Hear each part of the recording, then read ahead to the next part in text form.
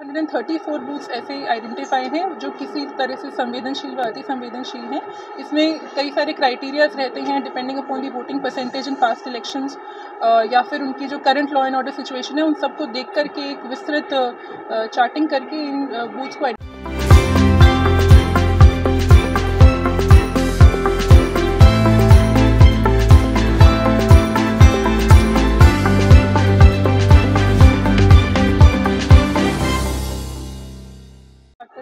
Continue with election schedule के announcement के साथ ही आदर्श आचार संहिता स्टार्ट हो चुकी है और जैसे कमीशन की गाइडलाइंस हैं, फर्स्ट 24 आवर्स में जितनी भी सरकारी ऑफिसेज हैं, सरकारी स्पेसेस हैं, इसमें से सभी पोस्टर्स, बैनर्स, होर्डिंग्स रिमूव करा दिए गए हैं। साथ ही जितनी भी शिला पट्टिकाएँ हैं उनको कवर करवा दिया गया है। 48 आवर्स में पब्लिक प्लेसेस में सिमिलरली पोस्टर्स, बैनर्स, होर्डिंग्स किसी पर्टिकुलर पॉलिटिकल पार्टी या कैंडिडेट से रिलेटेड जो हों उनको रिमूव करवा दिया गया है और जितनी भी शिला पट्टिकाएँ हैं उनको भी कवर करवा दिया गया है।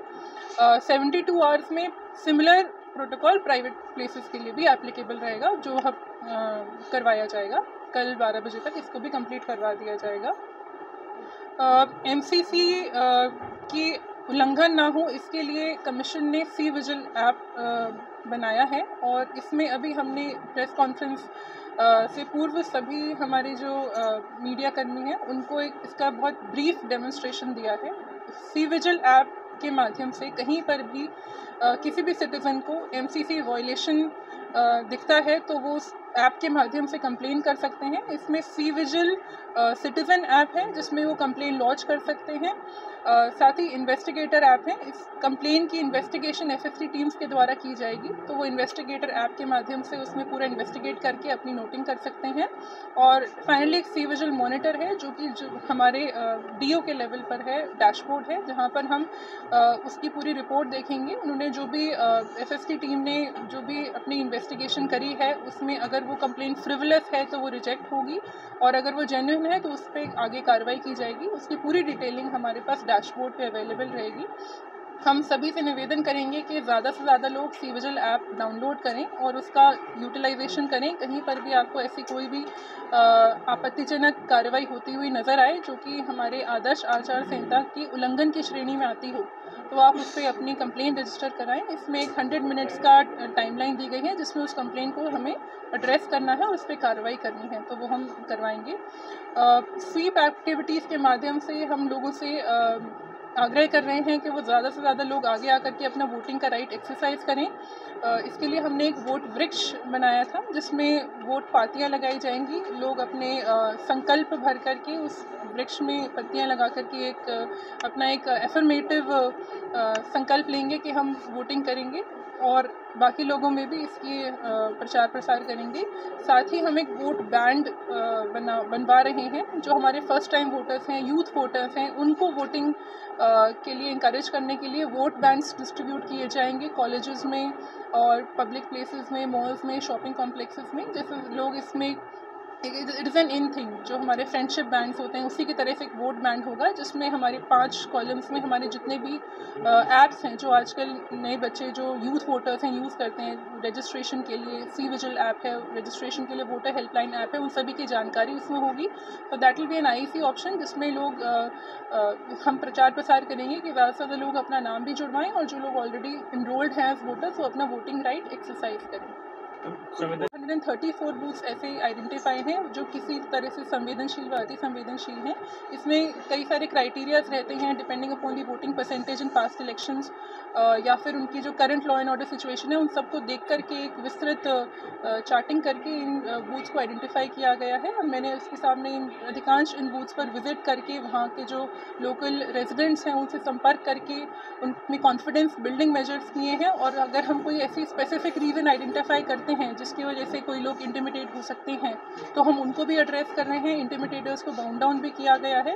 पूरी तरह से ये प्रयास किया जा रहा है कि इलेक्शन बिल्कुल फ्री, फेयर और इम्पार्शियल हो। इसमें आप सभी का हम सहयोग। 23 तारीख को पुष्कर मेला भी है। नेशनल जाब्ते के लिए कुछ अधिकारियों से रिक्वेस्ट भी करी है और इसमें हमने भी लोगों से जो जानकारी आई है उसको उच्चतम स्तर पर अग्रेषित करने का प्रयास किया। Thank you. सर, आचार संहिता प्रभावी हो गई है, किस प्रकार से पुलिस मुस्तैद है चुनाव को लेकर? जैसे ही आचार संहिता लागू हुई है, हमारी जो एफएसटी टीमें हैं, जो अजमेर के अंदर 78 है, वो क्रियाशील हो चुकी है। हमारे यहाँ पे अजमेर नॉर्थ और किशनगढ़ जो है वो एक्सपेंडिचर सेंसिटिव है, जहाँ पे जो एफएसटी है उसकी संख्या बढ़ा करके 12-12 की हुई है, बाकी जगह पे 9-9 एफएसटी है वो लागू है।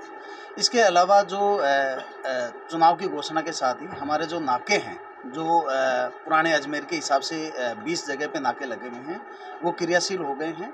जो 24 आवर्स है वो नाके चालू है।